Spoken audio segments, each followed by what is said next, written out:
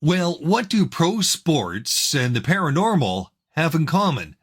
Well, really, it's no joke. It's one guy, and he's our next guest. From working in legacy broadcasting to hosting an evening show that goes where others dare not. Let's chat with Spaced Out Radio's creator and host, Dave Scott. Broadcast Chronicles, revealing the most surprising, compelling, and even shocking stories behind some true characters from the other side of the microphone. Here's Bruce Claggett. For a guy who used to break stories about Canadian hockey, you'd think that investigating UFOs, Sasquatches, and the paranormal, well, that would be a huge leap. But not for Dave Scott of Spaced Out Radio. He's built a huge North American audience across digital platforms and several North American radio stations. And he is our next guest. Thanks, Dave. But first, have to ask you, why the world of the unexplained? You know, when I put my microphone down, I knew I was never coming back. At least I thought I knew.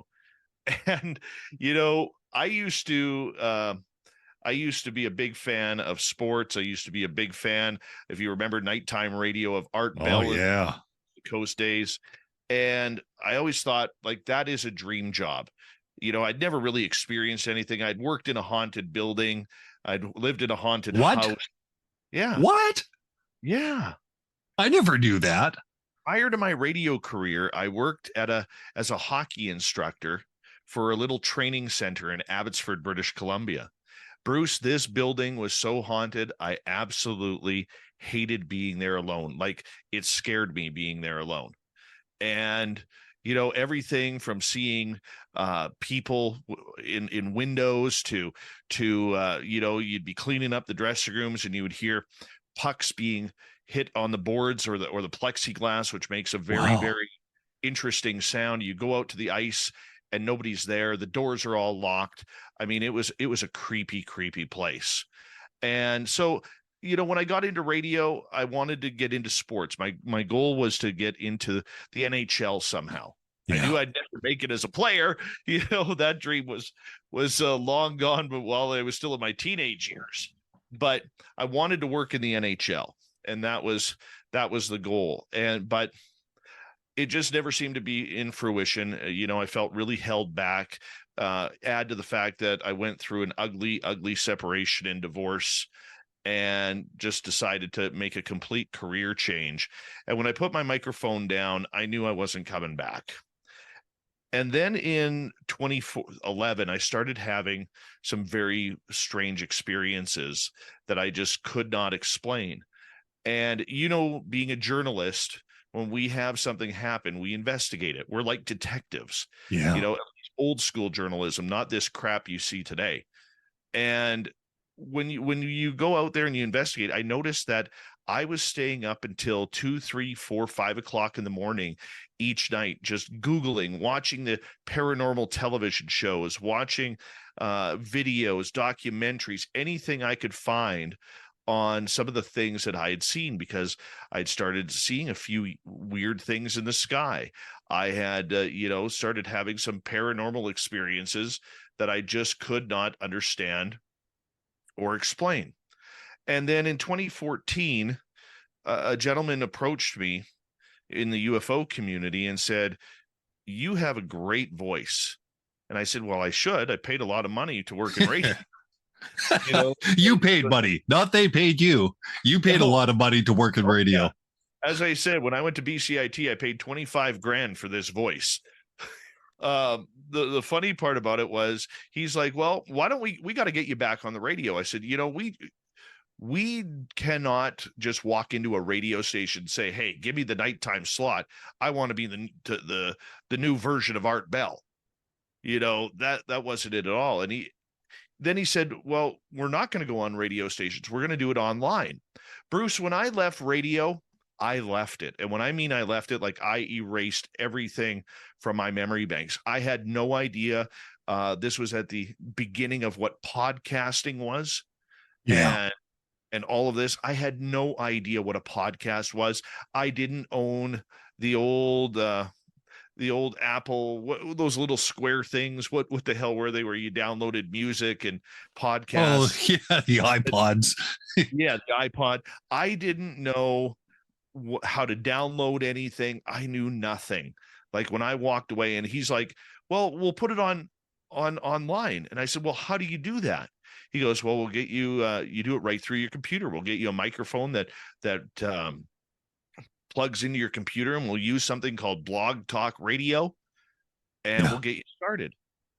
And I started thinking about this, and I talked to my wife about it, and I was like, "Yeah, let's do it."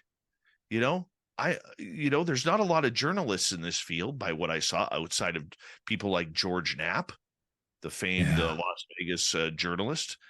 And I figured, you know what, let's do it. Little did I know how expansive this topic was, and how expansive, a few years And later. just bloody interesting. Let's be honest. It's interesting where so many topics aren't. Well, it's a fringe community, but you know what, Bruce? I've been laughed at. I've gone up to people and said, they say, "Well, what do you do in radio?" Well, I host a radio show called Spaced Out Radio. We talk about UFOs, aliens. You believe in that crap? Well, yes, I do. And then they usually laugh at you, but you know what? A few seconds later, they always say, "I had this one experience. I can't explain it." Everybody has a ghost story. Everybody has a UFO story or a something strange story. Yeah, And you know what I love about that? It's they'll laugh and they'll say, of course I don't believe in it. But you know what? Strange thing happened to me. That's where you get so many of those bloody stories in there. and now I have, like, fast forward, I've been doing this 9.5 years. I have no problem going up to people and saying, "Tell me a story." If I see a First Nations person that I'm in a conversation with, within the first 3 minutes, I'll ask him point blank, "So when's the last time you saw a Sasquatch? When's the last time you saw a UFO, or the little people, or ghosts and spirits?" Mm-hmm.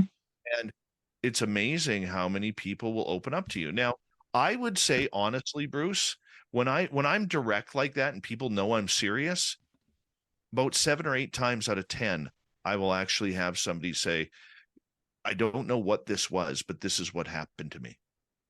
Yeah. It's incredible. And when you find those stories, that's what we are. We're storytellers. And I love the fact of being able to report on those stories that people are very uncomfortable with sharing. And you're the boss. You're the boss.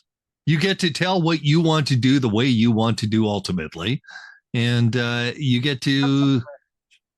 You have parameters, okay? So a lot of people think of my type of programming as conspiracy theory, and there's a lot of ugly conspiracy theories out there and there are ones I don't touch. I don't touch personal tragedies like 9/11 or the Boston bombing or any type of false flag BS that's out there. I don't like touching that. It's very uncomfortable for me. I don't like going into anything to do with children, okay? Because they're, the old adage stories that the late Queen Elizabeth was a reptilian who fed off of the blood of virgin children. I mean, this is a lot of the crap that you have to sort through. But the unfortunate part about what I do is there's a lot of people out there who aren't in the know, who don't listen to this type of programming, who just lump you all together as a tinfoil hat conspiracy theorist who's never made more than minimum wage, who doesn't have a dental plan, and has never had a girlfriend. Right? Yeah. I mean, I say that in jest, but there's a reality to that. They don't understand that there's a lot of educated people, whether it's journalists like you and me, whether it's scientists, or whether it's lawyers or anybody who are actually looking into this phenomena. I have one person who is in my chat room almost every night. I know his name. I cannot use his name because he got in trouble from his medical board for listening to my program. What do you mean got in trouble? Well, they warned him because he was quietly investigating the side effects of the brain from people who claim they've had alien abduction. So let me get this straight. Dave, by having you as one of my initial interviews, one of the first 5 in the podcast that I've started here, there may be some people saying, hey, Dave Scott, he talks about some of this weird, wacky stuff. Forget it, Bruce. I'm not going to listen to your podcast. Yeah, I mean, good. That's your opinion. Okay. Tell me about the millions of people out there who have had experiences, whether it's seeing a shadow person walk in their house, whether it's seeing strange lights in the sky, whether it's going out in the forest and hearing a roar that you have never heard before. And you know it's not a wolf. You know it's not a bear or a mountain lion. Why do people go missing? David Paulides, a former police officer in California, he has a series called Missing 111, or pardon me, Missing 411. Yeah. What the number 2 place in North America is for people who just vanish without a trace? Mm-mm. It's the North Shore and Cascade Mountains. Wow. And we're talking hundreds of people that have just vanished, that have never been reported on. Okay. And number 1 would be Yellowstone National Park. Number 2 is the Cascade Mountains between North Whistler and Mission, British Columbia. Yeah. You know, there are strange things happening, but the problem is, Bruce, society today has become so focused on social media, feelings, white picket fences, $1 million homes, 2.1 children, 1 cat, 1 dog, all living in a 1-bedroom condo in downtown Vancouver that's worth $3.8 million. Okay, that we have forgotten that there is a lot of things to life that we cannot explain. There's a reason why the United States government and even the Canadian government are looking into UFOs and UFO phenomena. The only reason why the public doesn't know about it is because journalists are refusing to cover the secret. Yeah. They're refusing to cover the story because it doesn't deal with feelings. It doesn't deal with I'm offended today. And it's a sad state of affairs, but there is a major story happening here that is right underneath our noses, and we can't smell it for the sake of anything. And to me, that's the travesty, because if more people actually paid attention to what was going on and the high-profile scientists and politicians who have a real concern about safety in the airspaces around there, that would be incredible. Okay. You see, Dave, you're a journalist at heart, and I've always known that. Sports journalist, of course, was your background, but you're a journalist, a person that's interested in telling the story for the right reasons. Now, if you know some of these things, and if you get tips saying and contacting somebody to get information, saying you're from Spaced Out Radio, is that more difficult than a reporter saying they're from a fill in the blank of a network? 100%. But Bruce, you've been in the game long enough. You've been in journalism, I think, 55 years. 55 years. I would have started when I was 2. Well, chop a good 20 off that, buddy. That hurt. But let me ask you this. If I was a reporter or a scientist and or a politician, and I came to you and said, as a reporter, we got to really worry. There's a new hole in the ozone over Canada. We need to worry about this. Is that front page news? Well, that's a good question. Okay, but just hypothetically speaking here, is it a news story? Maybe not front page news, but is it a news story? Yes. Okay, so if I come to you and say that our nuclear facilities are being overrun with UFO sightings and our airspace is having encounters with extremely weird lights by commercial and military pilots that cannot explain. Military and commercial pilots are trained observers. Yeah, you lost me at UFO. That's where that's a reality, isn't it? That's the reality, but we won't cover it. Okay, I could. Why is that? Why is that? We covered. I mean, mainstream media covers so many different things. A lot of them simply are bogus. They are. Well, let me tell you this. It's because of the attitude that program directors and news directors and reporters have with this subject. Okay. I remember being in the newsroom taking a UFO report on the phone, and I Yep. just laughed at the person saying, make sure you cover yourself up so you don't get anal probed. You know If they what? Yeah, but I never laughed. I've always, as a journalist, held myself open to any tips and listened because absolutely. and that's just a respect thing to that person, who's phoning in, something is real. Well, I can give you an example, and this one you'll know of, but your audience won't. My show is on 8 different terrestrial radio stations across North America. I can officially say that I have built a syndicated radio show, and I'm pretty proud of that A because North American radio show. absolutely. Do you think I can get a radio station in Canada? I got one, and that's in Saga 960 in Mississauga, Ontario. Is that And because we're 1/10 the size, or?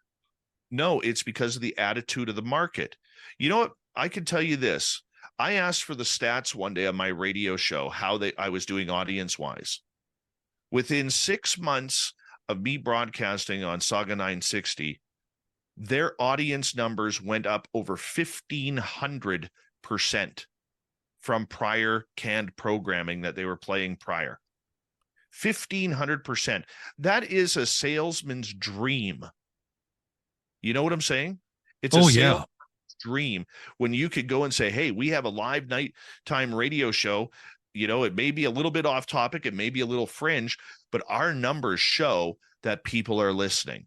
And we had a mutual friend who contacted me about potentially adding Spaced Out Radio. He didn't believe in the programming, and then all of a sudden they vanish. Yeah. He's like, well, I don't really believe in that. And then they vanish. Why are people afraid to talk about this programming? We are a nighttime radio success for an independent show. And we're professional. We don't cuss. We don't swear. We don't talk things like COVID or government outside of UFOs. We don't take political sides. We don't take gender sides. We don't take racial sides. Everybody's equal because you know what? Doesn't matter what race, what creed, what color, what religion, what sexuality you are, or what your political affiliation is.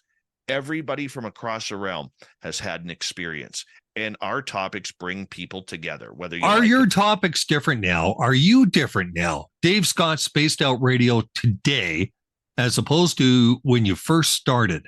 What's changed? I'm a lot more skeptical. Huh. I'm a lot more skeptical. I didn't realize how many people in this field were just looking for their 15 minutes of fame. Okay, and there's not much fame in the paranormal supernatural world. But every ghost hunter thinks they have a television pilot. Every UFO person believes that they're going to be the ones who break open the government case on the study of UFOs, or what they call UAP. Every cryptid investigator knows that Bigfoot is a Gigantopithecus, a relative, even if we don't have a body. And it's amazing. It's funny because in my field, Bruce, people would like to confuse the word science with opinion. Science is not opinion. Science doesn't care about your opinion. Science cares about what the evidence states. And then you get your skeptics out there who will say, show me proof. I need empirical evidence. Well, my question to them is, what's proof? If you're not willing to take my word for it as a journalist and as a professional, what is proof? If I show you a video, you'll say it's CGI, AI, or it's been edited. If I play audio for you, you say, well, that sounds like something that's been edited. If I show you a photograph, it's been photoshopped. Well, I find that interesting because you're under such a microscope because of the topics you deal with, as opposed to in the media, you're going to get some stories that are based on no proof whatsoever. Lots of them. They're based on 3 things, I would say: observation, somebody's word, and somebody's feelings. That's a good point. I have a saying that I've used for a long time with my show. We believe everybody. Okay, because Bruce, I've never stood in your shoes. I've never stood in my audience's shoes. I've never stood in your audience's shoes. Who am I to tell you until you prove me wrong that what you're saying happened to you is false? Yeah. I have to take you at your word, but many people in this field choose to, try for those aha gotcha 2024 media moments, because nobody ever plays a full clip anymore. We just take what we want to suit our agenda, and that's what we go with. They don't go for the background. And the one thing I will say that is an extreme detriment to podcasting, number one, is I'm real tired of these people calling themselves radio shows when they've never worked a day in radio in their life. I hate that. That's just a pet peeve. But number two, as great as podcasting is, it's given a lot of people the opportunity to take advantage of their freedom of speech. Okay. And it spews a lot of hate. It spews a lot of rhetoric. It spews people think just because they have a microphone in a YouTube channel or a podcast that they can just state what they want. And I think it's dangerous. I don't like it. I wish terrestrial radio and the owners would wake up a little bit more and bring, instead of playing canned music and canned formats, I wish they would wake up and see that there's entire genres of audience out there that they are missing out on because they're not playing the right programming. Well, one thing I've always said, if legacy media, I don't think can compete well in the digital space. Just can't, not set up for it, not set up for a corporate structure. And to this day, they haven't bought that. And they keep on trying, but that's a reality, I think. But one thing, legacy and traditional, if you want to use the word mainstream media, one thing that they could lean into is the fact that they hire journalists who are supposed to journal, observe, and say things the way that they have seen them, and ask some good questions and follow up. When they get away from doing that, Dave, that's when they've lost it. And I think they have, in many cases, lost it. The problem is journalists today, doesn't matter whether they're on TV or radio or even print. For some reason, journalists today are not calling it down the middle. The job of a journalist is to be the referee. It's like being a referee in hockey or an umpire. Or a moderator. Or a moderator. Their job is to play it neutral. We're black and white. We don't do gray areas, but for some reason, the last 20 some years, we felt that we had to put ourselves into the story. Like, for instance, my opinion means something to me telling a story.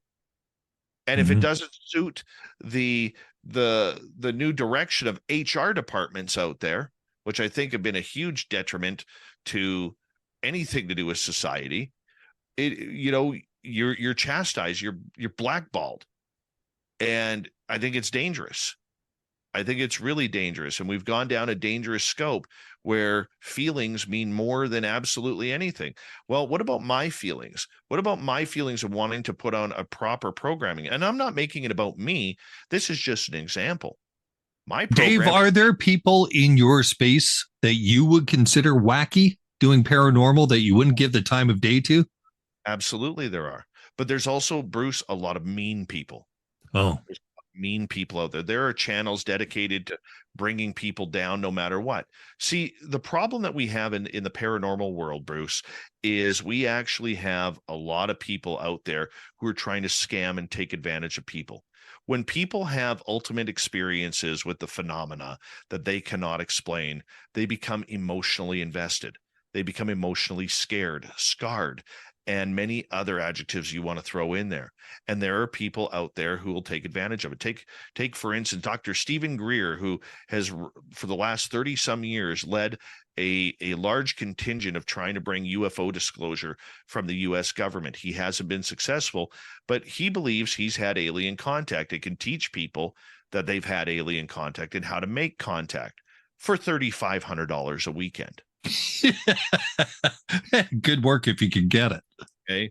Yeah. I mean, if you, and he gets 100 people out, 100 people times 3,500, that's $350,000. Okay. So what is a Dave Scott SOR audience today? Well, tell me about your audience. What type of people are they?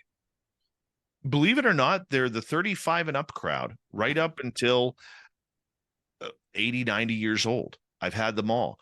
They are people who are come from all walks of life, from scientists to wealthy people to people who are struggling to put toothpaste on their toothbrush. Okay, but the one thing that they all have in common is something strange. My friend, if you knew how, if the public actually paid attention to how many people with scientific, mathematic degrees, law degrees, former police officers actually are investigating the strange phenomena out there, you would be totally blown away. Mhm. There are, like, give you an example, a good friend of mine, I call Science Bob, Dr. Bob McGuire. Oh, yeah. This is a man who you've been on my show. I've been on a panel with him. Okay. This is a man who was one of the top scientists and helped train scientists and mathematicians at Virginia Tech University. Okay. Mhm. This is a man who's been part of the CIA, the National Reconnaissance Organization. He has his name on over 20 satellites in space. He started a company that you could actually look up right now called Hawkeye 360. And he's a prof. He's taught. He's taught. Yeah, absolutely. Okay. These are the type of people that are actually in the UFO world. I'm small potatoes compared to some of these degrees, and people are talking about, you know, everything from quantum physics to everything in between. I don't understand it. I'm not a scientist. That's why I got into journalism. Yeah. Right. I'm not a mathematician. That's why I got into journalism. And but Spaced Out Radio has got a place that I think is magic. And I don't mean this to just stroke your ego, but I'm going to stroke your ego just a little bit here. But it's magic. If you listen to Spaced Out Radio on a really dark night with a clear sky and just kind of zone out and follow Dave Scott, you're going to get a treat that is, I would argue, entertaining to anybody, whether you are someone that follows the paranormal closely or someone that's just kind of interested in good radio. everybody likes a good story, Bruce.